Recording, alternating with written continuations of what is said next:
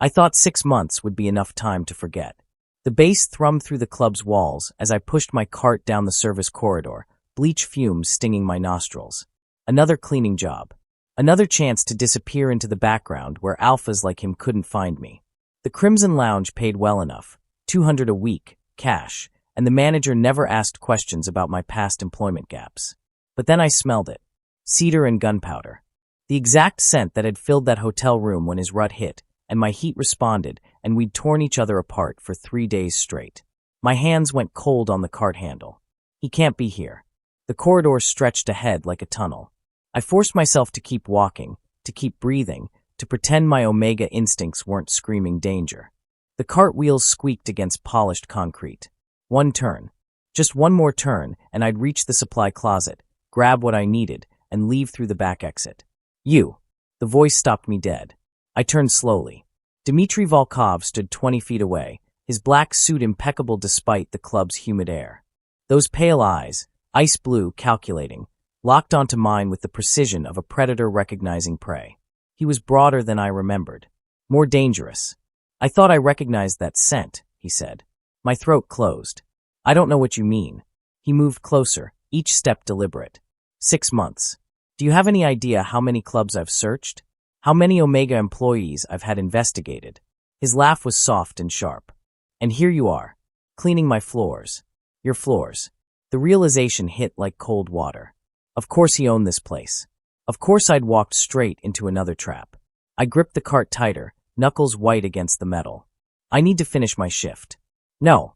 He was close enough now that I could see the small scar above his left eyebrow. Close enough that his scent wrapped around me like a cage. You need to come upstairs. We have things to discuss. I shook my head. I'm just the cleaning staff.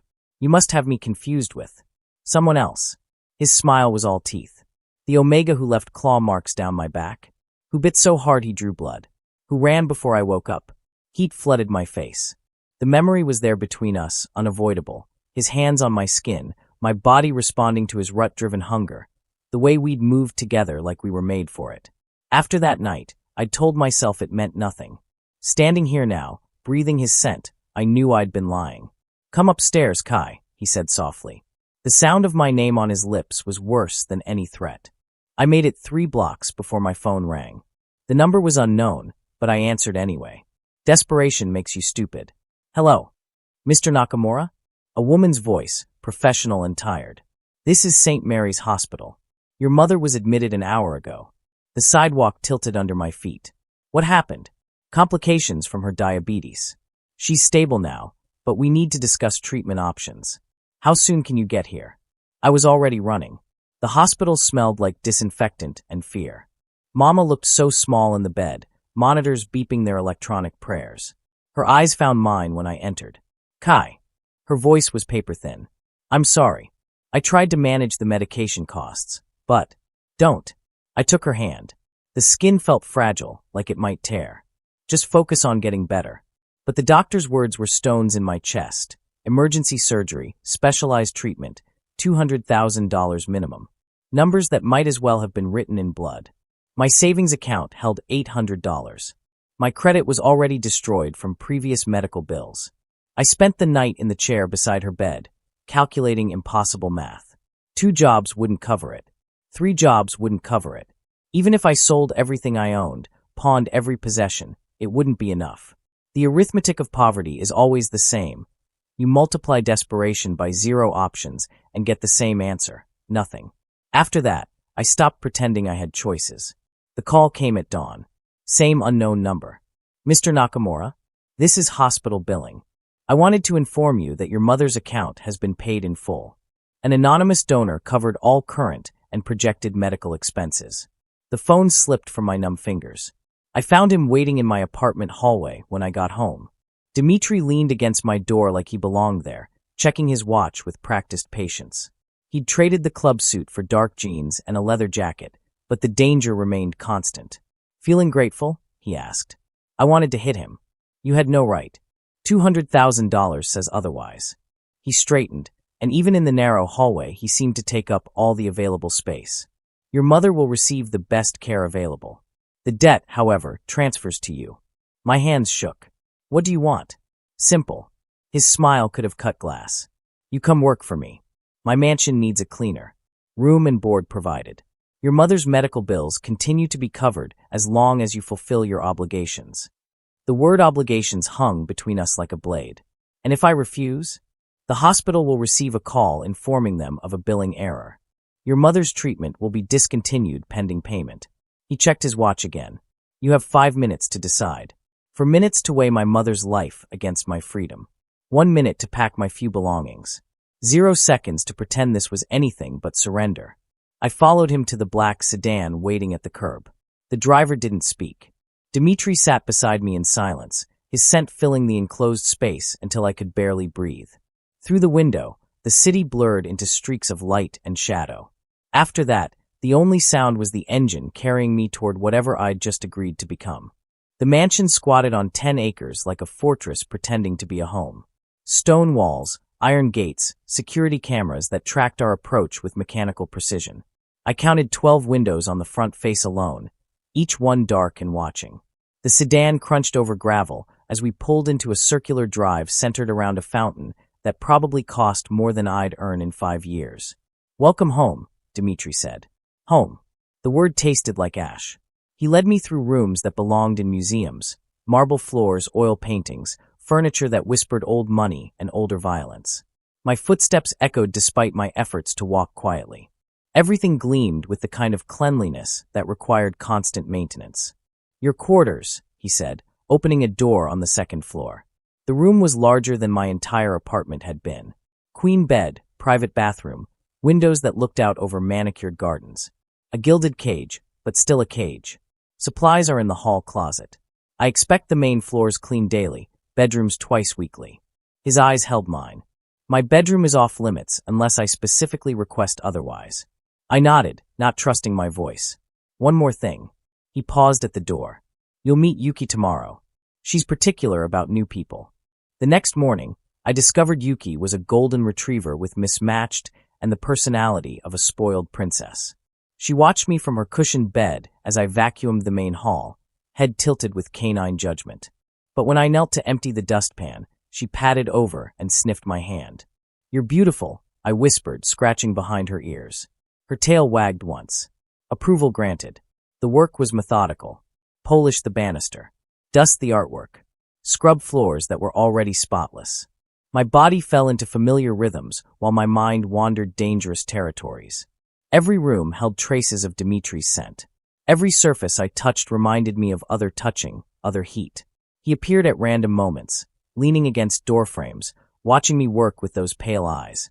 Never speaking, never interfering, just observing like I was a puzzle he hadn't solved yet. It was worse than being ignored. On the 3rd day, he sprawled across the living room sofa while I cleaned around him, one arm dangling dramatically toward the floor. I seem to be stuck, he announced. I looked up from polishing the coffee table. Stuck, completely immobilized. You might need to help me up. The lie was so obvious, it was almost insulting. But I approached anyway, reaching for his outstretched hand. The moment our skin touched, he pulled. I tumbled forward, landing across his lap in a tangle of limbs and cleaning supplies. His hands settled on my waist, steady and warm through my thin shirt. If you sit there much longer, he said, voice low and amused, I might get aroused. Heat flooded my face. I scrambled off him so fast I nearly tripped over the vacuum cord. Sorry, I didn't mean. No need to apologize. His smile was pure predator. I quite enjoyed it. After that, I avoided the living room when he was home. But Yuki had no such reservations. She followed me from room to room, golden shadow with clicking nails on marble floors. At night, she scratched at my door until I let her in. She'd circle twice on the rug beside my bed, then settle with a contented sigh. The first time I woke to find Dmitri instead of the dog, I thought I was dreaming. He lay beside me fully clothed, close enough that his breath stirred my hair. Dawn light filtered through the curtains, painting everything in shades of gray and gold. What are you doing here? I whispered. Yuki abandoned me for you. His voice was rough with sleep. Since she won't sleep in my room anymore, I'll sleep in yours. I stared at him. That's insane. Your scent, he continued as if I hadn't spoken, reminds me of someone I spent a very special night with.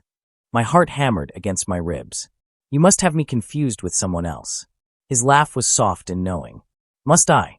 Viktor Volkov arrived on a Tuesday, like bad weather you can smell coming. I was polishing silverware in the dining room when the front gates buzzed. Through the window, I watched a convoy of black SUVs roll up the drive. Too many vehicles for a social call. Dmitri appeared at my shoulder, his body going rigid. Stay upstairs, he said. Don't come down until I tell you. But curiosity killed more than cats. I crept to the landing and peered through the banister rails. Viktor was shorter than Dmitri, broader through the shoulders, with the kind of smile that promised pain.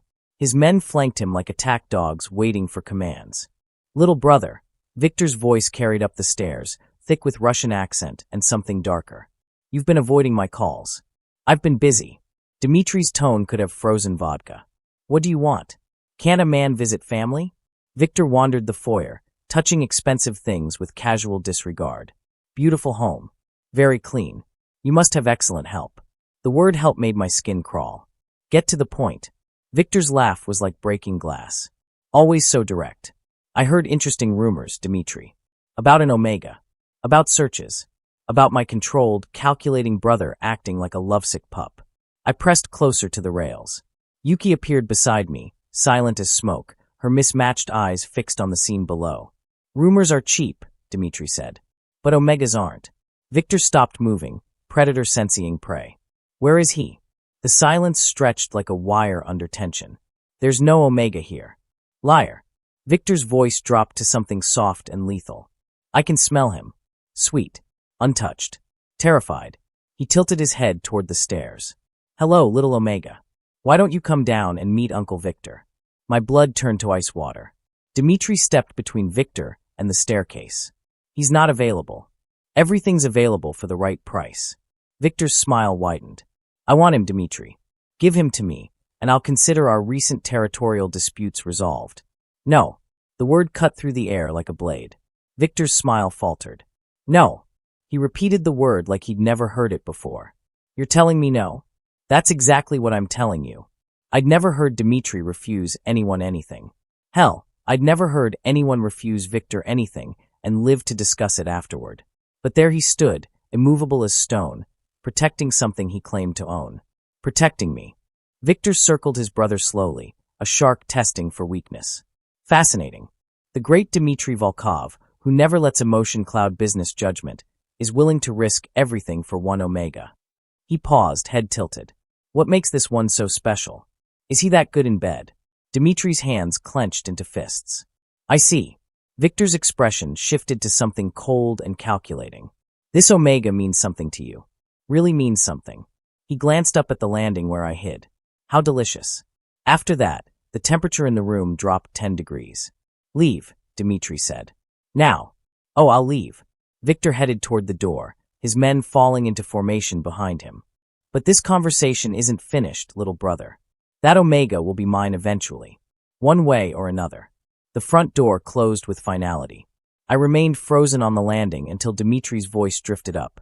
You can come down now, Kai. Yuki padded downstairs ahead of me, her nails clicking against marble like a countdown timer. Dmitri stood in the foyer, shoulders rigid with tension that wouldn't ease anytime soon. He'll come back, I said. Yes. Dmitri turned those pale eyes on me. But not today. Why didn't you? I stopped, swallowed the question that might get me killed. Why didn't give me to him? Dmitri stepped closer. Would you have preferred that outcome? I shook my head. Good. His smile was sharp as winter. Because you're mine, Kai. And I don't share what belongs to me. The possessive certainty in his voice should have terrified me. Instead, it made me feel safer than I had in months. 3 weeks passed like a held breath. Dmitri doubled security, hired more men, had the mansion swept for surveillance devices. I wasn't allowed beyond the gates without an escort of at least 2 guards. The golden cage had become a fortress, and I was both prisoner and prize. But prisons make you soft. They make you forget that danger doesn't always announce itself. I want to visit my mother, I told him over breakfast on a Thursday morning. He looked up from his newspaper, coffee cup paused halfway to his lips. Why? Because she's my mother. Because I haven't seen her in weeks.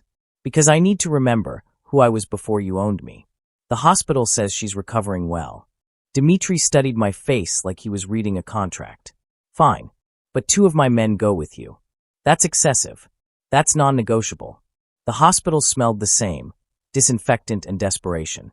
Mama's room was on the 3rd floor, overlooking a parking lot where pigeons fought over abandoned French fries. But when we arrived, the bed was empty, freshly made, waiting for the next casualty. Excuse me. I stopped a passing nurse. Imiko Nakamura? She was in room 314. The nurse checked her tablet. Discharged this morning. Her son arranged for home care. She smiled. She seemed so excited to see him. My blood turned to slush. Her son. Yes, lovely young man. Very concerned about her welfare. I don't have a brother. One of Dimitri's men, Ivan, built like a refrigerator with anger issues, stepped forward. We need to call the boss. No. The word came out sharper than intended. Not yet. Let me think. But thinking was impossible when panic clawed at my throat. I stumbled to the visitor chairs, legs suddenly unreliable. The nurse approached with professional concern. Are you all right, dear? The man who picked up my mother, what did he look like? Shorter than you, broader shoulders. Very polite. He had flowers. She paused. Oh, he left this for you. The envelope was cream-colored, expensive. My name was written across the front in block letters. Inside, a single sheet of paper with a message that made my hands shake. Your mother is safe and comfortable. She will remain so as long as you follow instructions exactly. Come to the warehouse district, Pier 47, tonight at midnight. Come alone. Tell no one, especially not dear brother Dimitri. Any deviation from these instructions will result in your mother's immediate disappearance. Permanently. V. I folded the letter with numb fingers. Sir. Ivan's voice seemed to come from underwater. Everything all right? I looked up at him, loyal, dangerous, utterly devoted to Dimitri. If I told him, he'd call his boss immediately. Dimitri would mobilize every resource, turn the city inside out, and Victor would vanish with my mother like smoke. False alarm, I lied. She went to stay with a neighbor. I forgot. Ivan frowned but didn't push. We drove back to the mansion in silence, while my mind raced through impossible scenarios. Every plan ended the same way, with Mama dead and Victor laughing. Dinner was torture. Dimitri talked about business acquisitions and shipping schedules while I moved food around my plate and calculated how to escape a fortress. Yuki sat beside my chair, those mismatched eyes watching me with canine intuition that something was wrong. You're quiet tonight, Dimitri observed. Just tired. I forced a smile. Long day at the hospital. He nodded, but his gaze lingered on my face like he was reading fine print. At 11:30, I crept through the mansion's corridors like a thief stealing my own life. The security system was more complex than I'd realized. Motion sensors, pressure plates, cameras with night vision that could spot a mouse at 50 yards. But I'd been cleaning these halls for weeks. I knew where the blind spots were. The service entrance was my best option. It opened onto the kitchen garden where delivery trucks unloaded supplies. From there, a quarter-mile walk to the main road where I could catch a taxi to the warehouse district. I made it halfway across the garden before Yuki appeared. She padded out of the shadows like a golden ghost, tail low, ears back. Not angry, worried. She whined once, soft and questioning. I have to go, I whispered. It's the only way. She sat down directly in my path. Yuki, please. Move. Instead, she picked something up from the ground. A piece of paper that must have fallen from my pocket. Victor's letter. Before I could stop her, she turned and ran back toward the house. 20 minutes later, I stood in a warehouse that smelled like rust and broken promises. Pier 47 squatted on the waterfront like a monument to urban decay. Broken windows, graffiti tags that looked like territorial markings, puddles of water that reflected nothing. Victor waited in the center of the space, flanked by 4 men whose faces suggested they enjoyed their work too much. Punctual, he said. I appreciate that in an Omega. I kept my distance. Where is she? Safe. For now. His smile was all teeth. But we're not here to discuss your mother, are we? We're here to discuss why my brother defied me for the first time in 20 years. The warehouse was cold. My breath came out in small puffs of vapor that dissipated like hope. I don't know what you mean. Of course you don't. Victor began walking a slow circle around me. Strip. My hands went cold. What? You heard me. Clothes off. I want to see what makes you so special that Dimitri would risk everything. I shook my head. That wasn't part of the deal. The deal, Victor said softly, is whatever I say it is. Your mother's continued breathing depends on your cooperation. He stopped directly in front of me. So let's find out what all the fuss is about. My fingers fumbled with the buttons of my shirt. The fabric felt heavier than lead as it fell to the concrete floor. Victor's eyes tracked every movement, cataloging, evaluating, reducing me to inventory. Faster, he said. The belt came next. Then my jeans, kicked aside with shaking legs. I stood in the warehouse in nothing but underwear and terror, arms wrapped around my chest in a futile attempt at protection. Almost there, Victor encouraged. Don't stop now. I reached for the waistband of my boxers. The warehouse door exploded inward. Dmitri entered like vengeance wrapped in expensive fabric, flanked by 6 armed men and 1 golden retriever who had Victor's letter clamped between her teeth. His pale eyes took in the scene, me half-naked and terrified, Victor's predatory stance, the obvious conclusion, and went absolutely arctic. He shrugged out of his coat and crossed the space in 3 strides. The fabric settled around my shoulders, warm with his body heat and cedar scent. Then he turned to his brother. I warned you, Dmitri said, and hit Victor with precision that suggested years of practice. Victor staggered backward, blood streaming from his nose. You always were too protective of your toys. The second punch dropped him to his knees. He's not a toy. Dmitri's voice was deadly quiet. And you just crossed the only line that mattered. Victor's men shifted nervously, hands drifting toward concealed weapons. Dmitri's men mirrored the movement.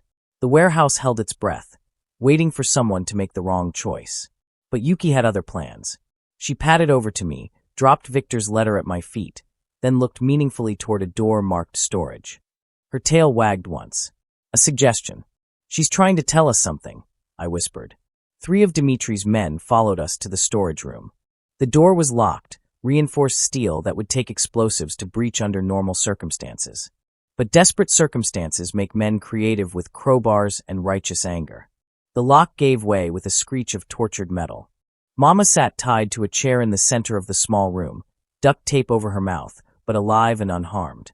Her eyes went wide when she saw me wrapped in Dmitri's coat, wider still when his men cut her bonds with efficient care. Kai. Her voice was hoarse but strong. What's happening? It's over, I told her. It's all over now. We returned to find Victor on his feet, dabbing blood from his split lip with a handkerchief that probably cost more than most people's rent. His men had backed down, smart choice, considering they were outgunned 3-1. This isn't finished, Victor said. Dmitri smiled, and it was the most terrifying expression I'd ever seen. Yes, it is. Touch what's mine again, and I'll make sure you disappear completely. Victor spat blood onto the warehouse floor. He's just an Omega. He's my Omega. The possessive certainty in Dmitri's voice made my chest tight. And if you ever forget that again, they'll never find your body. After that, Victor left with his wounded pride and his remaining teeth. The ride back to the mansion was silent except for Yuki's contented panting from the front seat. Mama dozed against my shoulder, exhausted by her ordeal but safe. Dmitri sat across from us, those pale eyes watchful and unreadable. Thank you, I said quietly. He nodded once. We'll discuss your escape attempt later. But his hand found mine in the darkness, fingers intertwining like a promise. Or a claim. The mansion felt different when we returned, smaller somehow, like danger had compressed its walls. Mama was settled in a guest room with round-the-clock medical care. Yuki curled at the foot of her bed like a golden guardian. Dmitri's men swept the property for any signs of Victor's surveillance while I stood in the foyer still wrapped in his coat, still shaking from adrenaline and terror. Your room, Dmitri said. Now. I followed him upstairs on unsteady legs. The familiar hallway stretched ahead like a tunnel, portraits of dead Volkovs watching our progress with oil-painted disapproval. My bedroom door clicked shut behind us with the finality of a verdict. Explain. The single word carried the weight of absolute authority. I sat heavily on the bed's edge, suddenly exhausted. He had my mother. So you decided to sacrifice yourself without telling me. Dmitri's voice was dangerously quiet. Did it occur to you that I might have resources? Connections? The ability to handle the situation without you walking into an obvious trap. He said to come alone. And you believed him? Dmitri laughed, sharp and bitter. Victor lies like other people breathe. He would have killed you both regardless. The truth of that settled in my chest like a stone. Of course Victor had been lying. Of course this had been about more than just claiming me. It had been about destroying something Dmitri valued. I'm sorry, I whispered. Sorry doesn't cover it. He turned toward the window, hands clasped behind his back like a general surveying a battlefield. You could have died tonight, Kai. Do you understand that? You could have fucking died, and I would have been too late to stop it. The raw emotion in his voice made me look up. His shoulders were rigid with tension that had nothing to do with anger and everything to do with fear. Why does it matter? The question slipped out before I could stop it. I'm just... What? Just what? He spun to face me, pale eyes blazing. Just the cleaner? Just another Omega? Just a debt to be managed? I nodded, throat tight. He crossed the room in 3 strides, stopping close enough that I had to tilt my head back to meet his gaze. You're the Omega who ran from me when I was in a rut. The one who left claw marks on my back and bite marks on my shoulders. The one whose scent has haunted me for 6 months. My breath caught. Dimitri. My body hasn't responded to anyone else since that night. His voice dropped to something rough and honest. No other Omega, no amount of alcohol or distraction or sheer fucking willpower. Just you. Only you. The confession hung between us like exposed wire. That's just biology, I said weakly. Rut bonding. It fades. Does it? His hand cupped my jaw, thumb brushing across my lower lip. Then why can't I stop thinking about the way you felt beneath me? Why do I spend half my time finding excuses to watch you work? Why did seeing Victor's hands on you make me want to burn the world down? I couldn't breathe, couldn't think, could only feel the warmth of his palm against my skin and the careful control in his touch. Because you love me, I whispered. Because I love you. He kissed me then, soft and desperate and tasting like truth. My hands fisted in his shirt, pulling him closer, and he made a sound low in his throat that was part relief, part hunger, part something that might have been gratitude. Outside, rain began to fall against the windows, soft percussion that muffled the world beyond these walls. Thunder rolled in the distance, nature providing soundtrack to our reunion. He laid me back on the bed with reverent care, fingers mapping skin like he was memorizing a prayer. Every touch was worship, every kiss a claim, every whispered endearment another link in chains I no longer wanted to break. When he moved inside me, slow and careful and perfectly right, I understood why my body had refused all others. This was what I'd been made for. After, we lay tangled in sheets that smelled and rain and forever. His arm was solid around my waist, anchor in a storm I'd been weathering for months without realizing it. Stay, he murmured against my hair. I'm not going anywhere. Promise me. I turned in his arms, studied the face that had haunted my dreams. I promise. The rain continued outside, washing the world clean. Mama left on a Tuesday morning when the autumn air smelled like change. She was stronger now, steady on her feet, color returned to cheeks that had been pale for too long. The medical bills, still a fortune beyond my comprehension, no longer hung over us like a sword. Dimitri had made sure of that, along with arranging the best physical therapy money could buy. I want to go home, she told me over breakfast. To the house where you grew up. The garden needs tending. I understood. The mansion was beautiful, safe, luxurious beyond imagining. But it wasn't home. It was Dimitri's world, and she was just visiting. The Alpha seems to have feelings for you, she said while packing her single suitcase. Heat flooded my face. Mama, we're just what? Employer and employee. She smiled, the expression knowing and gentle. Kai, I raised you. I know what love looks like when it's staring me in the face. I started to protest, but she held up one weathered hand. I'm not saying it will be easy. His world is dangerous. But that man would move mountains to keep you safe. She zipped the suitcase closed. The question is, what do you want? What did I want? 6 months ago, the answer would have been simple. Survival, safety, enough money to keep us both alive. Basic needs that felt impossible to meet. Now, watching Dimitri's men load Mama's belongings into a car that cost more than most houses, I realized my wants had evolved into something more complicated. The train station was crowded with Tuesday morning commuters. Mama hugged me goodbye at the platform, her embrace fierce and protective like when I was small. Take care of yourself, she whispered, and let him take care of you too. The train pulled away carrying the last piece of my old life. I found Dimitri in his study when I returned, bent over financial reports that looked like hieroglyphics to my untrained eye. Yuki dozed on her cushion by the window, golden for catching afternoon sunlight. How did it go? He asked without looking up. Fine. She's happy to be going home. He nodded, made a notation in the margin of whatever document held his attention. Good. I hovered in the doorway, uncertain. The mansion felt enormous suddenly, all marble floors and echoing spaces. Without Mama's presence, I was alone here with him and his world of violence wrapped in expensive suits. I want to have a child with you. The words came out of nowhere, blunt and shocking as a gunshot. I stared at him, certain I'd misheard. What? He set down his pen, finally meeting my gaze. You heard me. What kind of crazy person just walks up and says that? His smile was soft, almost shy, an expression I'd never seen on his face before. The kind who's in love with you. The simple declaration hit harder than any passionate speech could have. Love. Not possession, not desire, not the biological imperative of alpha and omega. Love. I'm just your cleaner, I said weakly. Then be my wife. Before I could process that statement, Yuki patted over with something in her mouth. A small velvet box that she dropped at Dimitri's feet before sitting expectantly. Good girl, he murmured, scratching behind her ears. The ring was simple, elegant, white gold band with a single diamond that caught the light like captured starfire. He slipped it onto my finger with hands that were perfectly steady despite the magnitude of what he was asking. You're mine now, he said. Not a question. A statement of fact that reordered the universe around us. 2 months later, I stood in front of a bathroom mirror staring at a pregnancy test that showed 2 pink lines. Dimitri found me there, frozen with the test clutched in shaking hands. He looked at it once, then at my face, then swept me into his arms and spun me around the bathroom while Yuki barked her approval. The wedding was small, just family, which meant Mama and a handful of Dimitri's most trusted men. No media, no society photographers, no announcement in the papers. Just vows spoken in a garden where roses bloomed despite the approaching winter. Mama cried during the ceremony. Happy tears, she assured me later, for the son who'd found love in the most impossible circumstances.